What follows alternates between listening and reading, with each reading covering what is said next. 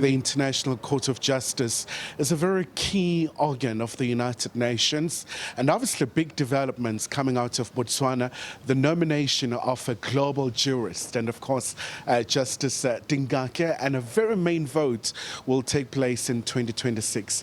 He joins us now. So Justice, once again, quite a very significant moment, your nomination. I mean, it's a very tough time globally where we look at the global institutions.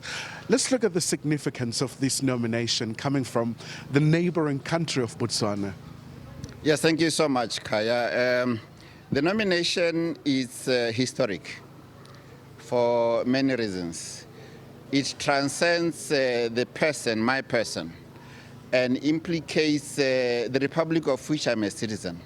The Republic of Botswana, well known for being a leader in good governance, in democracy, in the rule of law, in multi-party democracy.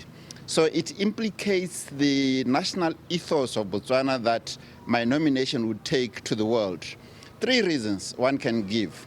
One, for a long time in history, the global representation has often been lopsided, and some regions were not represented adequately or sufficiently at the apex level of the main judicial organ of the United Nations. So Botswana running for judge of the ICJ means that geographical representation may then be met, that requirement. Secondly, it also speaks to the smaller states, such as Botswana. We are not going in there to manifest sheer political power, but to say to them, look at our record and vindicate our record and take this citizen of Botswana to also show that smaller states too can be leaders in international law. The third one is the judicial philosophy that I'll bring to the table. I come from Botswana. I'm forged within the fairness of the country called Botswana. I'm forged within the legal and political landscape of Southern Africa, of SADC, of Africa. I'm an African, but I'm not running as an African candidate for Africa. I'm running as a global candidate with an African context. I'm proudly African. And those ethos of Africa, including the philosophy on justice, Ubuntu and others, I'll bring to the apex court in The Hague called the ICJ. So those are very important considerations. So the appointment transcends the person called Justice Dingake.